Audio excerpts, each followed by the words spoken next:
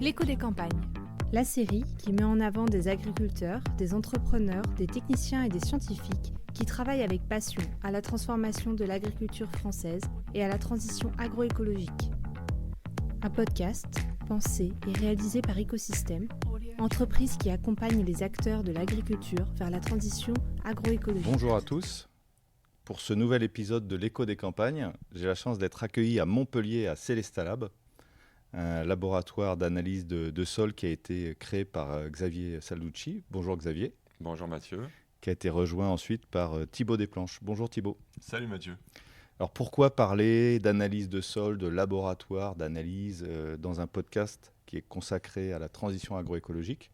Tout simplement parce que les sols reviennent au centre de l'attention de tous ceux qui s'intéressent à l'agriculture, et notamment la matière organique qui est la spécialité de ce laboratoire. Et on en parlera tout à l'heure. Peut-être qu'avant, il faut que nos invités se présentent. Donc Xavier, qui es-tu ? D'où tu viens ? Et qu'est-ce que tu as fait ? Donc, je suis Xavier Salducci, je suis le créateur de la société Célestalab et j'ai fondé Célesta il y a un peu moins de 30 ans. À l'origine, donc, je suis chercheur en écologie microbienne des sols avec une formation universitaire donc, à Lyon 1. Voilà, je viens de l'université de Lyon, mais j'ai fait mon stage depuis à peu près 30 ans. Je suis à Montpellier, j'ai fait mon stage il y a 30 ans à l'INRA de Montpellier. D'abord un stage de DEA, puis une thèse. Voilà, et puis j'ai aussi travaillé pendant 2 ans pour Feu Rhône-Poulenc, voilà, qui est devenu Bayer Crop Science, enfin qui fait partie de Bayer Crop Science. Voilà pour le parcours. Et donc, à l'issue de cette formation très intéressante de recherche, j'ai fait un constat, c'est que j'ai une formation donc, de microbiologiste, mais la microbiologie des sols, on en parle beaucoup, mais il n'y avait aucune mesure qui existait en routine à l'époque. D'où l'idée de compléter les analyses classiques de sol, dont on parlera un petit peu plus tard, par des analyses un petit peu plus sophistiquées qui étaient centrées autour de la vie du sol et de la matière organique. Alors, si je ne m'abuse pas, vous avez presque 30 ans d'existence. Pourquoi est-ce qu'il y a 30 ans, à une époque où l'agriculture ne se préoccupait pas beaucoup des sols, ni de la matière organique, ni de la microbiologie des sols, en fait, tu as décidé de créer un laboratoire, donc d'investir dans du matériel, de faire des mesures. Il y a une espèce d'anachronisme de l'époque. Alors aujourd'hui, ça semble évident, mais à l'époque, qu'est-ce qui te pousse à monter un laboratoire ? Ce qui me pousse, c'est que passionné par le sol et surtout cette vie du sol. Et en fait, c'était une évidence pour moi. C'était une évidence qu'on ne pouvait pas parler de fonctionnement des sols, de fonctionnement biologique des sols, sans des mesures, on va dire, adaptées. Et en fait, à l'époque, il y avait l'agriculture biologique qui commençait un petit peu à émerger, on en parlait en tout cas, ça a commencé un petit peu à sortir. Et donc, naïvement, je pensais un petit peu, on va dire, être orienté vers l'agriculture biologique pour déjà, dans un premier temps, aider les agriculteurs biologiques à mieux gérer leurs pratiques à travers des outils de mesure du fonctionnement biologique des sols. Alors pourquoi tu dis naïvement ? Naïvement, parce que, effectivement, naïvement, je crois qu'ils avaient besoin de mes outils, mais en fait, ils avaient d'autres soucis. Ils avaient beaucoup d'autres soucis avant de s'intéresser au fonctionnement des sols. Finalement, j'ai trouvé avec, je dirais, l'agriculture plus conventionnelle, entre guillemets, plus de nécessité, puisqu'ils avaient réglé d'autres problèmes, les phytos, la fertilisation, tout ça c'était réglé par l'agriculture conventionnelle. Et donc du coup, ils commençaient à chercher un peu plus d'autonomie, un petit peu plus, je dirais, de vision de leur fonctionnement des sols, alors que l'agriculture bio en était plutôt à rechercher des unités d'azote organique. Voilà, donc, simple. En gros, ils avaient des problèmes immédiats à régler de fertilité ou de gestion de salissement.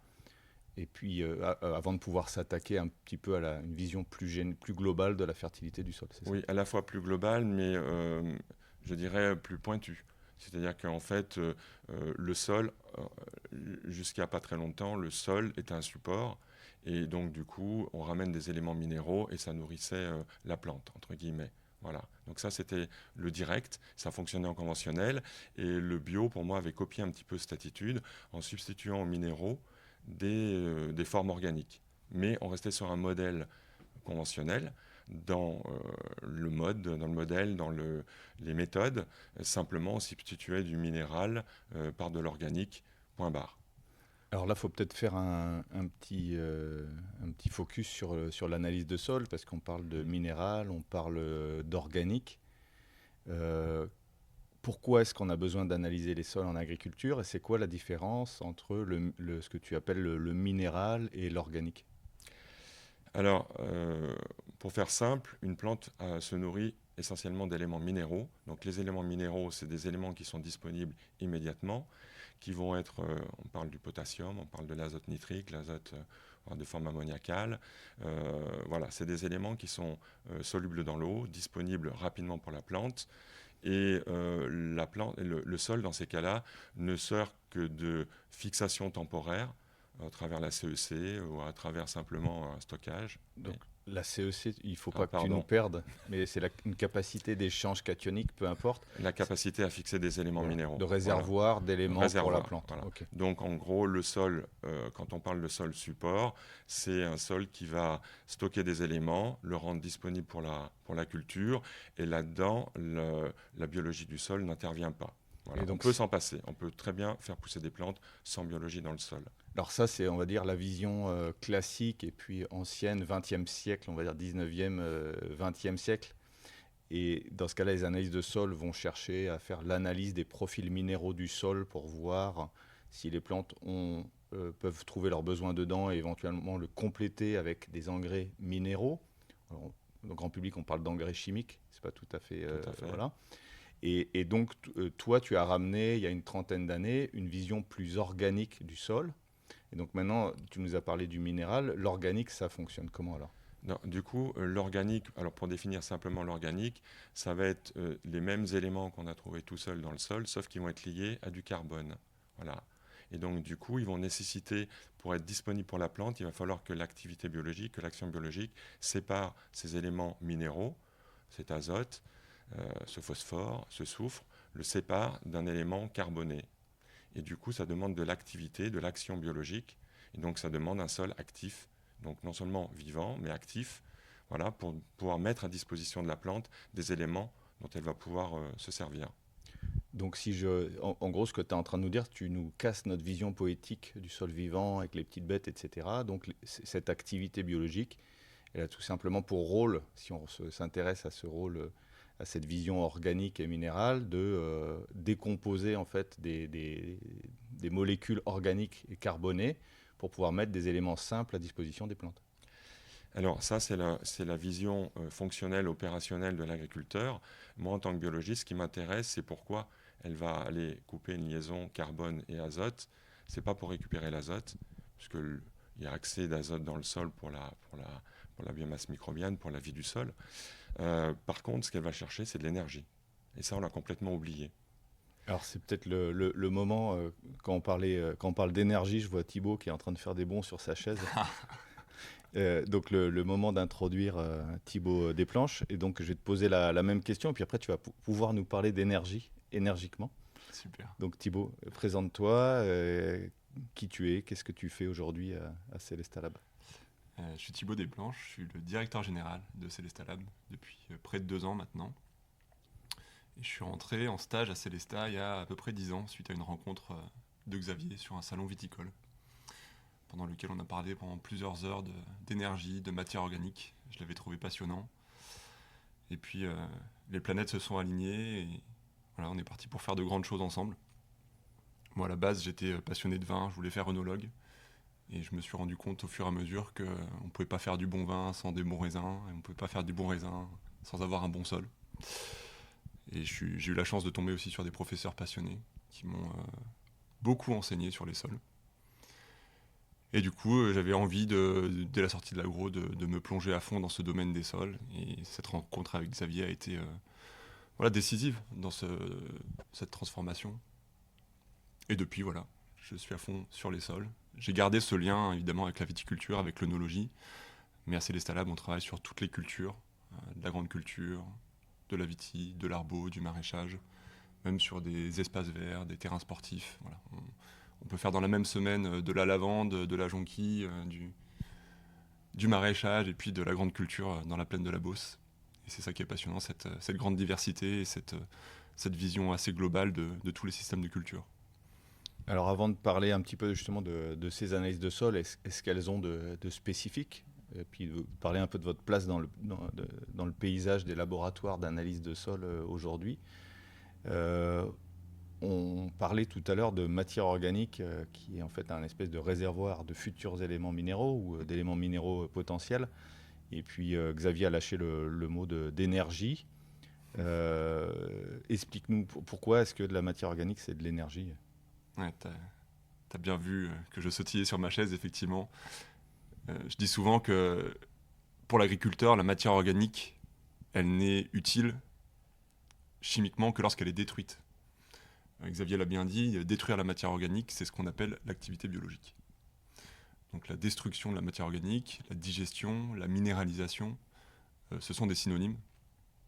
Et ce sont des termes qui sont employés parfois sans qu'on comprenne vraiment le sens. Donc la matière organique, elle est détruite, elle est digeste que si elle est énergétique. Si toi, Mathieu, je te présente un plat de pâtes ou un plat de compost, je sais que tu vas manger le plat de pâtes. C'est la même chose pour la biologie du sol. Si on le présente un plat avec des matières organiques digestibles telles que des résidus végétaux frais, des couverts végétaux, des pailles ou des sarments, des bois de taille, là-dedans il y a de l'énergie, ça va alimenter le cycle des matières organiques, plutôt la chaîne de l'énergie en fait, puisque c'est ce qui va nourrir les micro-organismes et les macro-organismes, alors que de la matière organique qui a déjà été décomposée, comme celle que l'on trouve dans les composts, comme dans les digestats de méthanisation, qui est un produit qui devient à la mode aussi parce qu'on a des besoins énergétiques pour les humains, contiennent beaucoup moins d'énergie et donc sont moins susceptibles d'alimenter la chaîne de l'énergie et donc la nutrition de la vie des sols. Je rappellerai aussi que, hors fertilisation, 100% de l'azote provient de la dégradation des matières organiques. L'azote, c'est un des éléments les plus centraux dans la nutrition des plantes. Alors c'est encore plus vrai en grande culture qu'en vitis et en arbo. Et 100% de l'azote disponible pour les plantes provient de la dégradation des matières organiques. Donc si on ne comprend pas ce que c'est la matière organique, quels sont les facteurs qui font qu'elle se dégrade ou pas, et donc qu'elle libère son azote, on a du mal à comprendre comment mieux fertiliser, comment économiser des engrais. Et c'est là où, face à l'augmentation du prix des engrais par exemple, il y a un rôle central des analyses, des mesures, parce qu'on ne peut pas piloter ce qu'on n'a pas mesuré. Donc on revient à deux choses, c'est effectivement cette matière organique comme réservoir d'éléments minéraux, puis il y a aussi cette histoire d'énergie, c'est-à-dire qu'en décomposant cette matière, elle libère de l'énergie, cette activité biologique, énergie qui va lui servir à vivre, à structurer le sol, à protéger ou attaquer les plantes, en fait, à entretenir un écosystème. Ça c'est la première chose. Et puis, tu as beaucoup parlé de couverts végétaux, de résidus de culture, etc. Ce sont tous des produits de la photosynthèse. Donc, ça veut dire aussi que cette énergie, à la base, c'est une énergie photosynthétique. Quelle est votre vision aujourd'hui? Vous avez donc 30 ans de recul sur les systèmes de culture dans tout le territoire français, tout système de culture. C'est quoi votre vision organique de notre pays agricole? La vision organique, déjà pour moi, elle est positive dans le sens où on en parle. Alors, on n'en parle pas depuis aujourd'hui, mais on en parle sérieusement depuis une dizaine d'années. Et surtout, maintenant, on utilise aussi le mot carbone, qui est un mot peut-être plus juste, parce que finalement, au niveau des laboratoires, on dose du carbone. Et finalement, c'est peut-être l'élément qui nous intéresse le plus, et c'est le plus concret de tout ça. Donc déjà le côté positif, c'est qu'on en parle, on commence à comprendre un peu mieux à quoi ça sert, c'est-à-dire qu'effectivement la matière organique va libérer des éléments suite à la minéralisation, mais ça à la limite on sait faire autrement, on en a parlé du minéral. Par contre ce qu'aucun engrais ne fera, c'est apporter cette énergie qui est vitale. Et pour préciser ce que tu as dit là, Mathieu, c'est que le fonctionnement biologique ou fertilité biologique, ça c'est des synonymes, c'est que ça structure un sol, ça crée de la porosité, ça crée de la stabilité structurale, ça crée tout un environnement favorable au fonctionnement des plantes. Voilà. Et finalement, ça aide aussi à mieux contrôler les pathogènes, même si là, on a des difficultés à démontrer les choses et surtout à le reproduire. Mais on comprend bien qu'un sol qui va être actif biologiquement, certes, il y aura des pathogènes, mais on pourra les contrôler. Donc moi, c'est ce rôle-là qui m'intéresse beaucoup de la matière organique, qui est lié donc au carbone et à l'oxydation du carbone, à la respiration du carbone, aussi autre synonyme. Et derrière, ce que je vois, c'est qu'on a une agriculture d'une manière très transversale, parce que comme Thibault l'a dit, on travaille sur différents systèmes de culture. On a une agriculture qui est en train de prendre en compte de plus en plus la matière organique et qui prend en compte les flux de matière organique, de plus en plus aussi.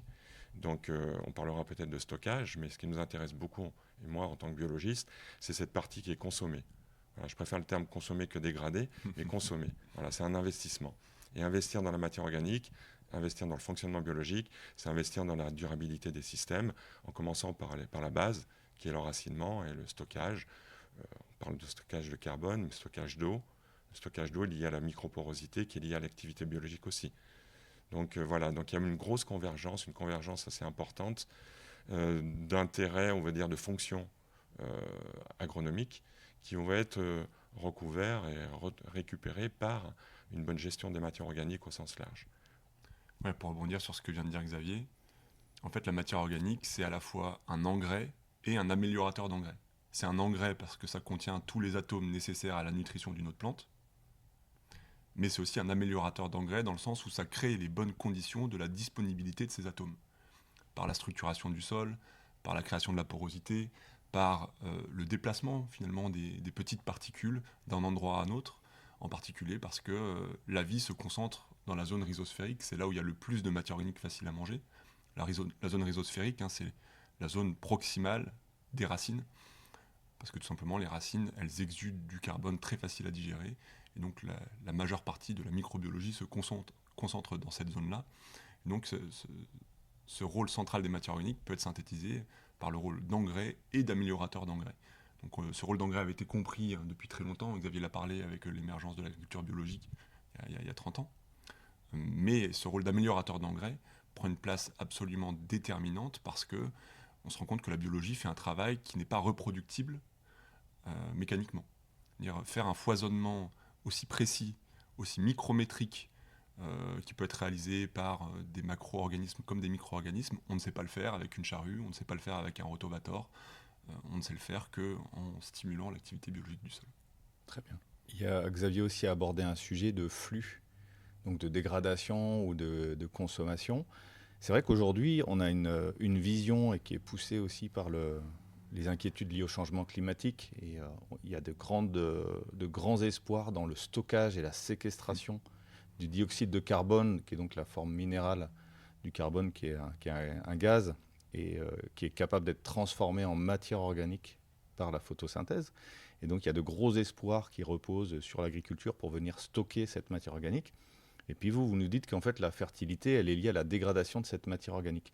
Donc est-ce que vous pouvez un peu expliquer la différence entre les deux ? En fait, il y a deux choses très importantes. Il y a des fonctions qui sont associées au capital organique, c'est-à-dire à la présence simple de ce carbone dans le sol, le stockage de l'eau, la structuration, il y a le complexe argilo-humique. Donc c'est en fait la liaison entre des argiles et des matières organiques très stables qui s'appellent des humus. Donc il y a des fonctions qui sont associées à ce capital-là, et elles ne sont pas négligeables. Mais l'agriculture classique s'est toujours concentrée sur cette donnée-là. Et nous, ce qu'on dit, on n'est pas le seul à le dire d'ailleurs, c'est qu'il y a des fonctions absolument déterminantes qui sont associées à la destruction de ce capital, au flux de matière organique. Et ça, il ne faut pas l'oublier, parce qu'un sol qui surstocke sa matière organique, c'est un sol qui immobilise son azote. On estime qu'il y a à peu près entre 1800 et 2500 unités d'azote qui sont stockées par point de matière organique. Ça veut dire que si on stocke cette matière organique et qu'elle n'est jamais consommée, cet azote est immobilisé, il n'est pas disponible pour les cultures. Et il faut bien comprendre qu'on est dans un espèce de paradoxe dans lequel on souhaite à tout prix stocker du carbone d'un côté et faire de l'activité biologique. Or, on ne peut pas faire beaucoup de l'un et beaucoup de l'autre. C'est deux sorties différentes du système, et à 1 kg de matière organique qui rentre, on ne peut pas faire 1 kg de CO2, c'est-à-dire la destination finale de l'activité biologique, et 1 kg de stockage de carbone. Alors, on peut faire 500 grammes, on peut faire 1 kg de l'un, 0 de l'autre, et c'est à ça que servent finalement nos mesures. Elles servent à savoir quelle est la situation actuelle et comment on peut piloter les sols pour les orienter vers des pratiques plus stockantes ou plus minéralisantes pour favoriser justement la disponibilité des minéraux à court terme, par exemple. Il faut bien prendre en compte qu'il y a des fonctions qui sont associées au capital et au flux. Si je prends l'exemple de votre compte bancaire, par exemple, c'est sûr que c'est plus confortable d'avoir 100 000 euros sur son compte que d'avoir 10 000 euros. Par contre, ce qui fait que vous pouvez vivre au quotidien, c'est la capacité à retirer 10 000 euros tous les mois ou 1 000 euros tous les mois.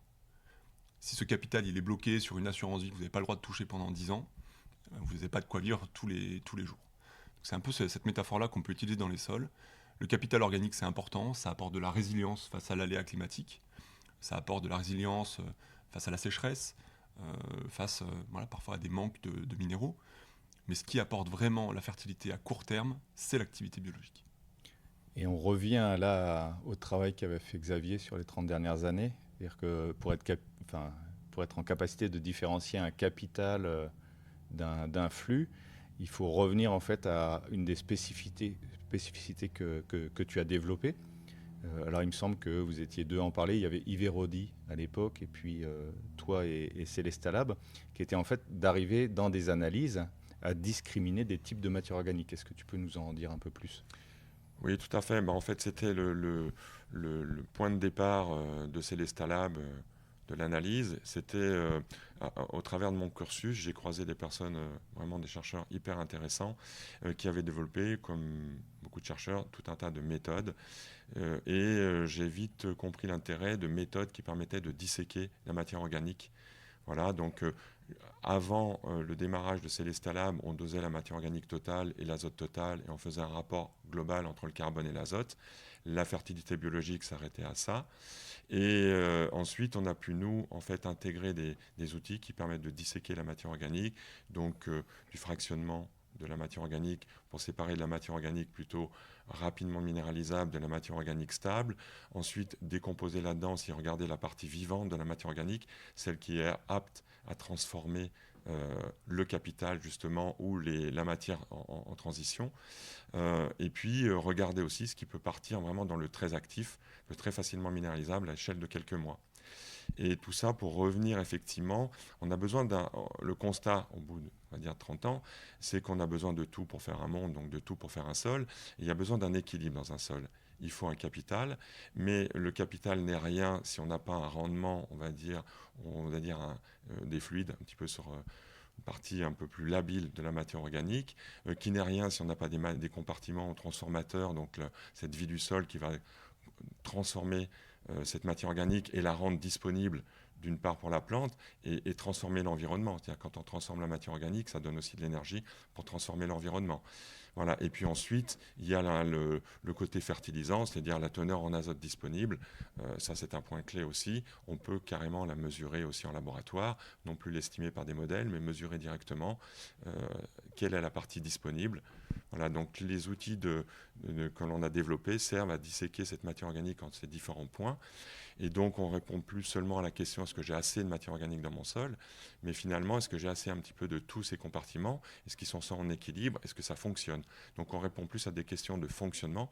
Est-ce que mon sol fonctionne, qu'on n'avait pas accès avant, qu'à des sols, est-ce que j'ai assez de matière? Ça, le assez de matière, il n'y avait pas besoin de Célestalab pour répondre à ce type de questions. Puisque tous nos auditeurs sont peut-être pas parfaitement connaisseurs de ce que c'est exactement la matière organique, je voulais faire monsieur métaphore encore. La matière organique, c'est ce qui est ou a été vivant. Donc dans les sols, il y a une énorme diversité de matière organique. Les humus en font partie, les vers de terre, c'est de la matière organique, les bactéries, les champignons, les racines sont de la matière organique. Il y a une énorme diversité. Donc en fait, ça n'a pas vraiment de sens d'appeler matière organique des choses qui sont aussi diverses, avec des fonctions aussi diverses. Si on prend la métaphore de vous qui êtes en train d'écouter ce podcast, vous êtes de la matière organique. Vous êtes constitué de carbone, vous avez mangé du carbone ce matin ou à midi, le plat de pâtes ou le croissant. Vous êtes abrité souvent dans du carbone, une structure en bois qui vous abrite, ou des vêtements en coton, c'est aussi de la matière organique. Cette même diversité existe dans les sols, et finalement nos analyses, elles visent à différencier les différents types de carbone, et par là les différents types de fonctions qu'on peut associer à ce carbone-là. Donc de la même façon que vous n'avez pas la même fonction que le croissant, le plat de pâtes ou la charpente qui vous abrite, dans les sols, la bactérie, le champignon, le ver de terre n'a pas la même fonction que les humus, qui n'a pas la même fonction lui-même que la matière organique qui vient de tomber au sol, la feuille par exemple. Donc en gros, matière organique, je caricature, mais on a la maison, la nourriture et les habitants. Et donc je repose ma question de tout à l'heure. Est-ce qu'on peut, même si c'est un peu caricatural, brosser un panorama du statut de la maison, des habitants et de la nourriture dans les systèmes de culture français? Donc je vais peut-être te poser la question, Xavier, sur la grande culture, sur les grandes cultures qui sont ta spécialité. Puis après, je poserai la même question à Thibaut sur les sols de viticoles et des vergers. Alors, si on dresse rapidement, je ne vais pas dresser par région, mais je dirais que moi, il y a deux choses qui m'intéressent quand je rentre dans une région. Quel type de sol? Parce que le type de sol va donner l'aptitude à stocker du carbone, à le protéger. Donc, pour faire simple, les sols lourds ont une aptitude plus importante à protéger. Donc, des gens qui ont des sols lourds, enfin des agriculteurs qui ont les sols lourds, potentiellement ont un sol qui va faciliter leur tâche, entre guillemets, de stockage et de protection. Et l'autre aspect, c'est la rotation. Et la rotation, moi, ce qui m'intéresse, n'étant pas agronome, c'est ce que je ramène beaucoup, un peu ou à la folie, de la matière organique, du carbone. Et donc des rotations, on va dire, plus tranquilles, céréalières, où on va avoir des restituts de paille, de maïs, sorgho, etc. Donc ça va être des restitutions importantes qui vont au minimum équilibrer ce qui va être consommé et généralement vont favoriser du stockage supplémentaire.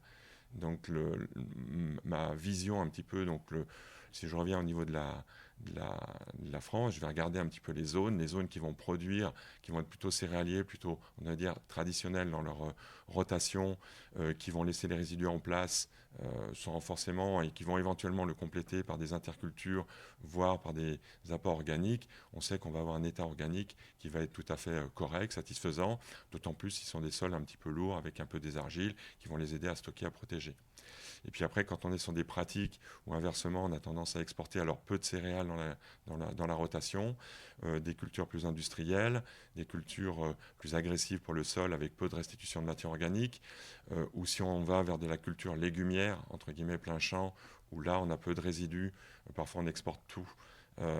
Voilà, donc là on sait qu'on va avoir un déficit, d'autant plus quand on va être sur des sols entre guillemets maraîchers de plein champ, on cherche souvent des textures plus légères pour faciliter le travail du sol, pour faciliter beaucoup de l'implantation des cultures. Voilà, donc du coup, toutes ces zones qui vont être plutôt avec des cultures industrielles, plein champ, maraîchères plein champ, etc., vont plutôt connaître un déficit de matière organique, un déséquilibre, donc plutôt des teneurs en dessous du souhaitable, et les systèmes qui vont être avec des céréales et des sols plus lourds, on va être plutôt sur des systèmes avec des teneurs satisfaisantes, voire plus élevées que la norme, que la moyenne, entre guillemets. Donc voilà un petit peu la vision. Et autre chose aussi dans l'imaginaire agronomique, les zones d'élevage, donc la prairie, les retours de fumier, de lisier, etc., vont avoir tendance justement à bien alimenter le système. Et donc, est-ce que c'est toujours vrai? Est-ce que dans les systèmes d'élevage, on a toujours des statuts organiques qui sont bons? Alors, il va y avoir deux choses à prendre en compte.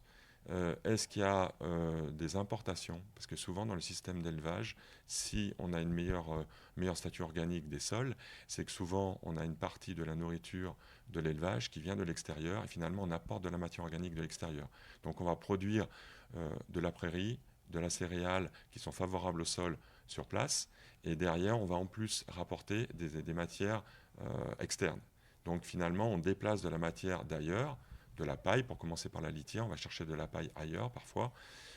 Et donc du coup, déjà, ça fait un bilan au niveau de l'exploitation qui va être plutôt positif.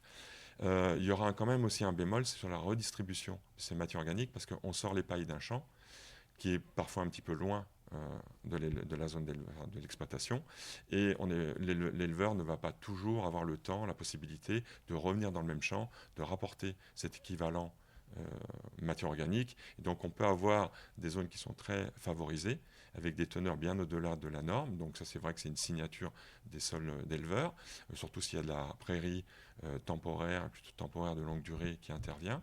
Et puis on peut avoir des zones un peu faibles dans l'exploitation parce qu'effectivement, sans s'en rendre compte, on aura un décalage entre les exportations de paille, de foin, etc.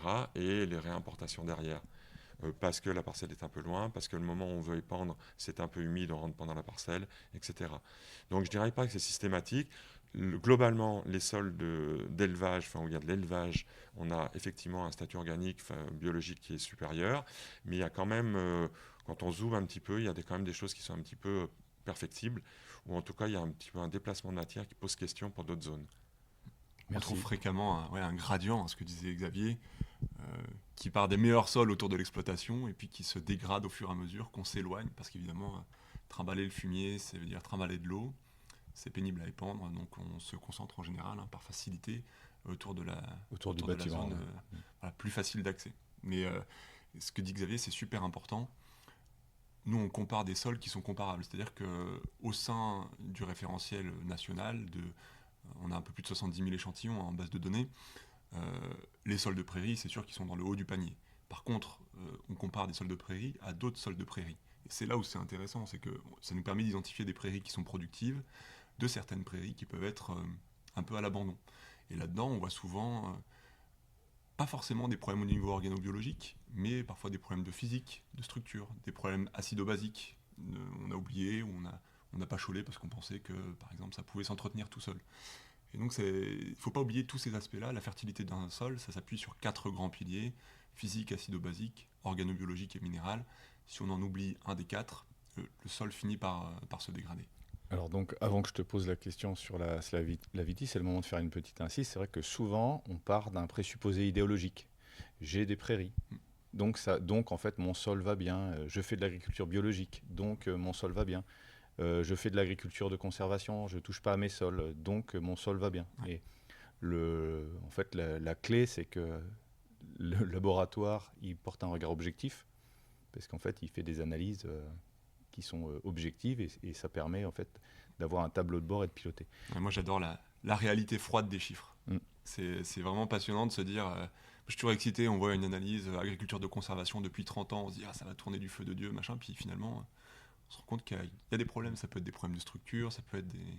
Et c'est vraiment intéressant de se dire, on sort de l'idéologie. Nous, vous avez parlé d'agriculture biologique, mais on n'est absolument pas dogmatique. On travaille avec tous les systèmes de culture. On accompagne les agriculteurs tels qu'ils souhaitent l'être, et pas avec une idée en tête de ce que ça devrait être, nous. Voilà. Et donc maintenant, je te pose la même question. Si on fait le panorama des sols viticoles, après on pourra dire un mot aussi des vergers, mais on est un pays viticole. Ouais. Quelle est la situation des sols en viticulture ? Je viens de penser à un truc juste avant de te répondre. Il faut absolument que ceux qui nous écoutent là aillent écouter le podcast avec Frédéric Thomas et Guenola Pérez, parce qu'on parle de la prairie parking, justement. Cette prairie dans laquelle il y a eu du surpâturage, et dans laquelle finalement, même si elle a 40 ans d'existence, les vers de terre ne suffisent pas à la réaérer. Donc n'hésitez pas à aller écouter les autres podcasts. Donc ça, vous trouverez ça dans la chaîne de podcast d'Écosystème. Là, on est dans l'écho des campagnes, et puis c'est l'émission qui s'appelle Les rendez-vous d'une campagne agricole, avec Frédéric. Ça doit être l'épisode du mois de février 2023. Et donc, ces sols viticoles. Les sols viticoles. Les sols viticoles, ils sont assez particuliers parce qu'ils sont basés, encore une fois, sur une idéologie. L'idéologie, c'est le sol viticole doit être pauvre, la vigne doit souffrir, la vigne n'a pas de besoin, qui est évidemment totalement faux. On voit qu'il y a plein de systèmes viticoles différents, d'ailleurs en France, entre des rendements à 200 hectos en cognac ou des Quand rendements... tu dis hecto, c'est hectolitres, une centaine. Hectolitres hectares. Et puis des rendements sur des rouges très concentrés à 30 hectolitres hectares. On ne peut pas tout à fait dire que ce soit les mêmes systèmes de culture, ni dans les mêmes zones. Une fois qu'on a fait ce constat-là, évidemment, les sols qui hébergent, j'allais dire, ces vignes-là, sont évidemment pas du tout au même niveau agronomique. La vigne, elle est caractérisée par des restitutions qui sont assez faibles. Le système viticole, en tout cas, tel qu'il a été traditionnellement conçu, dans le sens où les bois de taille, c'est pas des quantités qui sont extraordinairement importantes. Les pratiques autour de la vigne ont été pendant de nombreuses années des pratiques qui visent à supprimer toute herbe qui pousse, que ce soit chimiquement ou mécaniquement. Il n'y a pas beaucoup de différence entre supprimer de l'herbe avec du glyphosate, pour dire le gros mot, et supprimer de l'herbe avec un travail mécanique. Ça supprime l'herbe, donc ça coupe la chaîne de l'énergie pour la vie du sol. En tout cas, tu parles du statut organique du sol. Je parle du statut organique du sol, évidemment. Pas forcément des impacts environnementaux. Absolument. Je parle avec un prisme totalement activité biologique du sol. Et donc, si on doit le caricaturer, le système viticole restitue peu de matière organique. La biologie du sol, elle continue de consommer le capital, et ce sont des sols qui s'appauvrissent énormément en matière organique fraîche, en matière organique libre, celle qui est susceptible d'alimenter justement ces flux-là. Donc c'est des sols qui végètent, entre guillemets. Ça, c'est pour faire une caricature. Évidemment, on trouve des sols qui sont aussi très vivants, des pratiques qui se sont très, très nettement améliorées. Je suis originaire de Bourgogne, et moi, j'ai vu la transformation. Je trouvais ça assez triste, finalement, le paysage viticole. Il y a 10 ans, quand je retournais en hiver en Bourgogne, tout était marron, pas de feuilles. Et maintenant, voilà, il y a de l'herbe qui pousse. C'est pareil en Champagne. Donc, les pratiques sont vraiment en train de se transformer. Les flux sont en train de revenir. Et puis, il y a d'autres régions qui, traditionnellement, parce que plus de pluviométrie, parce que des sols plus profonds, ont conservé des sols avec des bons capitaux, avec des bons flux. Je pense au sud-ouest, je pense à la Charente, par exemple. Il y a certaines zones de Champagne qui peuvent avoir conservé un enherbement, dans lesquelles on observe des statuts organiques qui sont tout à fait satisfaisants. Le but, nous, quand on s'adresse à ces systèmes, c'est de bien comprendre quels sont les objectifs de production, quelle est la profondeur du sol, sa fertilité, et on n'est pas des éleveurs de vers de terre ou de bactéries ou de champignons. On fait pousser du raisin, on fait pousser du blé, et donc le système doit être orienté pour la production, mais pour une production durable qui prend soin de son environnement. Et donc les pratiques qu'on peut mettre en œuvre, elles sont au service de la production. L'enherbement, il est au service de la production. Si l'enherbement est trop concurrentiel, on peut trouver des alternatives qui soient tout à fait aussi bénéfiques, sans avoir pour autant un impact concurrentiel trop fort. C'est le cas des couverts végétaux temporaires, qui peuvent apporter sur quelques mois autant de biomasse végétale qu'un enherbement permanent finalement. Et je rappellerai aussi à ce titre que toutes les matières organiques que l'on va trouver ont une origine unique et universelle. Il n'y a qu'un moyen de produire de la matière organique, c'est le végétal et la photosynthèse, en milieu terrestre en tout cas. Et donc, le seul moyen de résoudre l'équation agricole et le paradoxe dont on parlait tout à l'heure, c'est de faire pousser plus de choses. Quand on apporte un compost ou un fumier, finalement, on importe de la fertilité qui a poussé ailleurs. Le meilleur moyen reste quand même de produire la fertilité in situ, que ce soit avec des couverts végétaux, avec des enherbements, avec de la restitution des bois de taille, avec des haies, ramener un petit peu de diversité dans nos paysages agricoles, afin de rapporter de la matière organique qui soit elle aussi diverse. Ouais. En gros, le critère objectif de la régénération des sols, puisque c'est le terme maintenant consacré, il se résume tout simplement à la quantité de matière sèche produite par hectare et par an, avec bien sûr ces notions de qualité que vous avez introduites. On arrive à la fin de ce podcast, donc j'ai envie de vous poser une dernière question. Xavier, tu as été un pionnier de cette compréhension de la fertilité organique des sols, de son analyse. Aujourd'hui, tout le monde s'y met, et Célestalab, ça reste dans le paysage des laboratoires un artisan, un petit faiseur. Comment est-ce que vous voyez votre avenir dans un monde où en fait l'ensemble des laboratoires et des professions, les demandes sont en train d'exploser. En fait, comment vous voyez votre avenir et votre place là-dedans? Alors, l'avenir, moi je le vois un petit peu comme l'équilibre qu'on a atteint et qu'on va souhaiter développer, c'est-à-dire que Célestalab, c'est un laboratoire qui est devenu avec un pôle agronomique, un pôle de traducteurs, je vais revenir là-dessus, important. Et l'idée, c'est que certes, il y a des laboratoires, certes, il y aura des nouvelles technologies qui vont donner beaucoup d'informations, mais moi, avec mes 30 ans de recul, ce que je me rends compte, c'est que les gens, ils n'ont pas besoin de plus d'outils d'analyse, ils ont besoin de meilleure compréhension, donc de traducteurs. Et donc l'idée de Célestalab, c'est de conserver cette proximité, en tout cas avec les questions de terrain, d'y répondre, de veiller toujours à y répondre. Donc pour ça, c'était d'avoir un pôle d'agronomes qui soit pertinent, investi, et puis qui traduisent les données de laboratoire. Puisque là, effectivement, on a essayé de parler avec un jargon entre guillemets pour tout le monde, mais on a vite fait de dériver dans les laboratoires avec un jargon très technique. Et comme toutes les analyses, ça devient technique et il faut des traducteurs. Donc l'idée, c'est de se développer en gardant de la cohérence, c'est-à-dire certes, on va produire de l'analyse, si possible investir aussi des nouveaux outils, parce qu'il y a toujours à creuser, mais toujours veiller à ce que nos chiffres soient bien, entre guillemets, interprétés, et bien positionné aussi dans un référentiel. C'est-à-dire qu'il faut des références, des référentiels, certainement aussi travailler sur la finesse des référentiels. Thibaut a parlé de la vigne, il y a une notion de terroir, donc il est évident qu'il va falloir affiner ces notions de référentiel. La grande culture, il y a des terroirs, entre guillemets, même si ce n'est pas aussi poussé, mais entre des terres superficielles, des terres plus profondes, etc., ça crée aussi, sans parler du climat, ça crée aussi des hétérogénéités dans le fonctionnement. Donc voilà, l'idée c'est de rester toujours vigilant, en tout cas moi, donc je serai par là, je verrai à ça, vigilant entre ce que l'on rende, ça soit compris par le plus grand monde, et donc avec des traducteurs efficaces. Ouais, mais je pense qu'il a tout dit. Moi, c'est quelque chose de marrant parce qu'il y a 10 ans, je voyais émerger déjà quelques nouveaux acteurs dans le